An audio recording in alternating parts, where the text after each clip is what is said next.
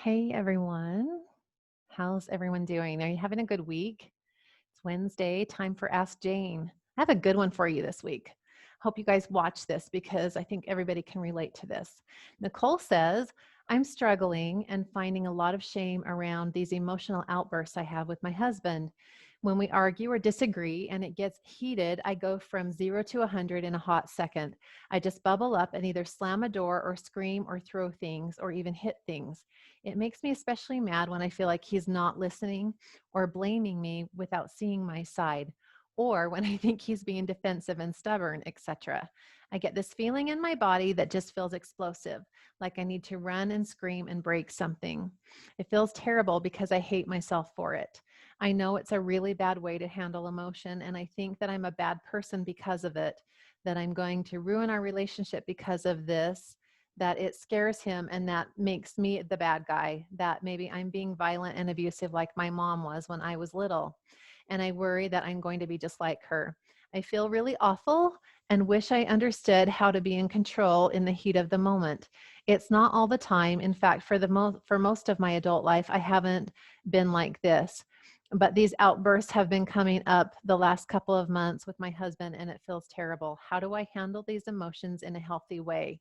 Any insight would be appreciated. So, hey, Nicole, I think there are so many people in our country right now in that same boat who are just feeling like they're bubbling up and ready to burst. In fact, we see it all over the news, right?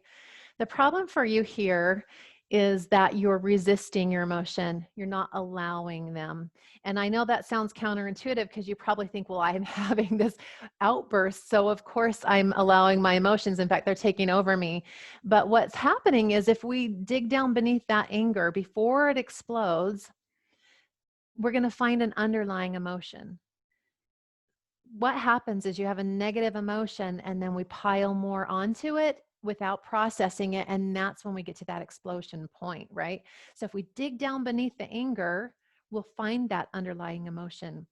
And so without talking to you, I'm not really exactly sure what that is for you, but from your comment that you don't feel like he's listening, my guess is you're feeling something like rejection or invalidation, and rather than letting yourself feel that primary emotion, you stew on it and it jumps to anger, because anger for all of us feels more powerful than rejection. Rejection feels weak, right? But if we get angry, it feels like we can have some control in the situation. It's reactive. It makes us want to exercise some kind of force, which is how you're seeing this play out in your life when you want to slam a door or yell or break something. So it like we want to have that control, and that's what having that, displaying that force creates for us. It makes us feel like we have some control, but just like you pointed out, it's actually acting out of control.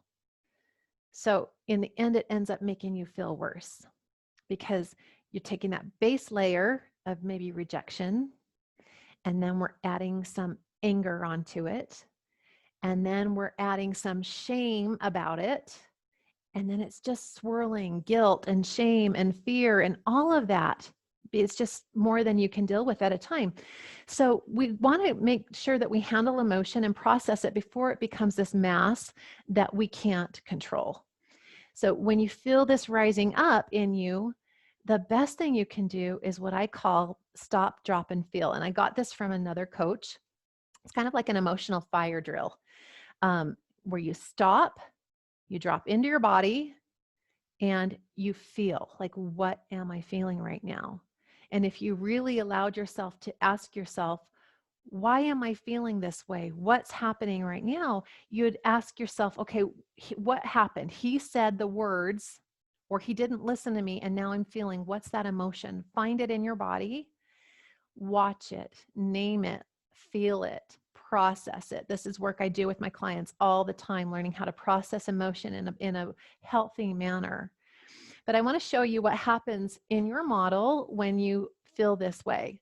So in your circumstance line, we're going to put your actions this time because you have a lot of thoughts about yourself right now. You have a lot of thinking and judgment about yourself because of the way that you're reacting in this situation.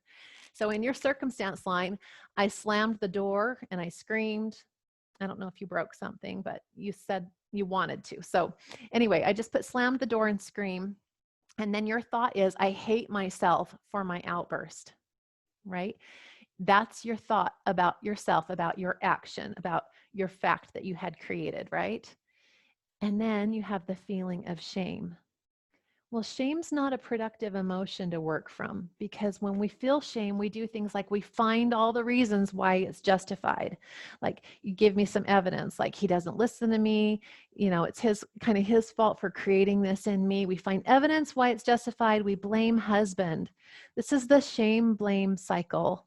When we feel shame, we hate it. It feels horrible. So then we try to find a reason why it's not our fault, right? So then we blame husband for us feeling this way. It's a shame blame cycle, goes back and forth. Then we'll feel bad. We'll feel some shame about blaming him. And then it will repeat again. We'll find another reason why we can turn this outside of ourselves, because it feels nasty. It feels awful to have to process that for yourself. You beat yourself up. And the result you're creating is that you feel angry and out of control. Like you don't have control. You hate yourself and you feel out of control. So the work for you here, and we can help you more with this process. I think this is something that you're really going to need to work through. If this is something that's coming up for you often, you might need some help learning how to process emotion, and I'm here for you. Feel free to reach out to me. But what I would do is get very specific, and in the circumstance line, we're going to write the exact words husband said. Husband said this. And then you're going to choose, what thought do I want to think about what he said? That's going to create a whole different model for you than just reaction. You're going to be able to think intentionally, how do I want to feel about what someone else said? I get to choose my thinking around what other people say. And I'm going to make sure that I'm noticing when my body is starting to feel that fire, that heat of rising emotion. I'm going to drop into my body, find the primary emotion. What is it I'm really feeling here? Am I sad? Am I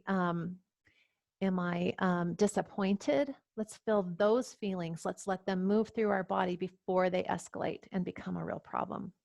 So I hope this is helpful for you. Hope you guys all have a fantastic week. It's so beautiful here in Utah. Love October in Utah. If any of you need help, reach out to me, book a free call.